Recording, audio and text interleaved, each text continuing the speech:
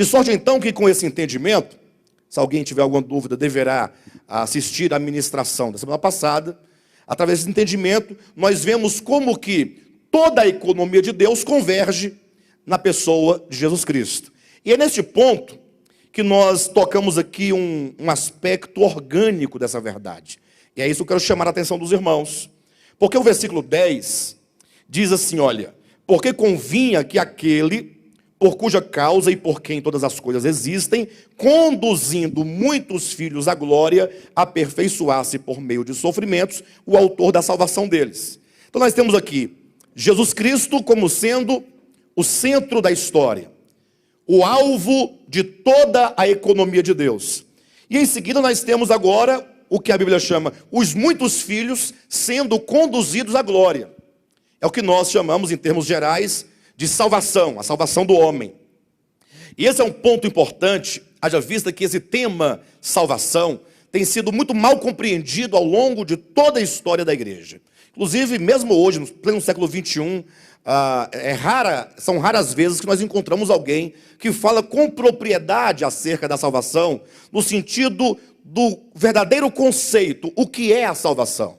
Muitos entendem que a salvação ela acontece tão somente no plano do espaço e do tempo. Ou seja, uma visão de que no futuro, uma visão escatológica, em algum momento da história, Deus virá, na pessoa do seu Filho, para livrar os bons, levando-os para o céu, ou para um paraíso, e lançando os maus no lago de fogo. É aquela ideia de um Deus que ele tem um povo seleto, e esse povo, teoricamente, seria aqueles que corresponderam ao desejo de Deus e corresponderam à vontade de Deus, e corresponderam cabalmente a essa vontade de Deus. Por isso que eles são um povo que Deus gosta deles. Então Deus vai levá-los para o céu em razão da sua suposta obediência. Ao passo que o restante da humanidade, na sua maioria, porque não estava de acordo, dizem, com a vontade de Deus, Deus jogará essas pessoas no lago de fogo.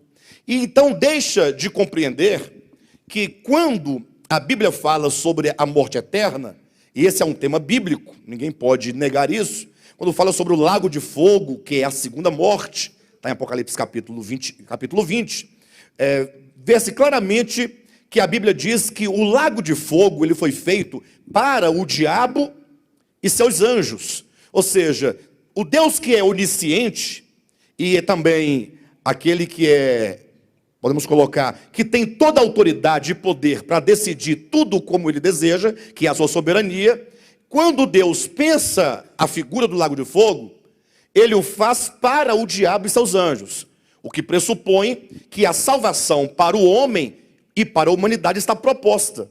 É isso que nós vemos aqui no capítulo 2 de Hebreus, dá uma olhadinha.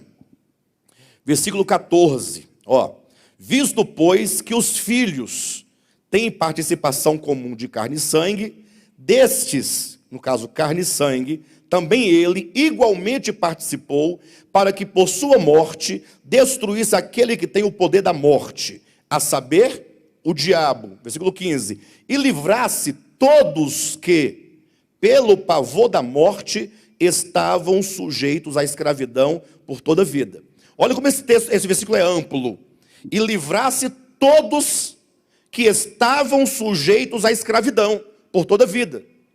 E esses que estão em escravidão, ou estavam em escravidão, são aqueles que têm o pavor da morte. É interessante como que a despeito do conceito que se dá para a morte, nenhuma pessoa almeja pela morte. Pelo menos teoricamente falando, na sua maioria, um homem com a sã consciência, por mais que ele sofra, ele não quer morrer. Então nós vemos aqui como que há uma proposta de salvação. E o versículo então 16 diz, pois ele evidentemente não socorre anjos, mas socorre a descendência de Abraão. Então veja como que quando ele diz, não socorre a anjos, porém socorre a descendência de Abraão, é claro que a salvação está proposta para o homem e não para os anjos. Não se percebe essa questão?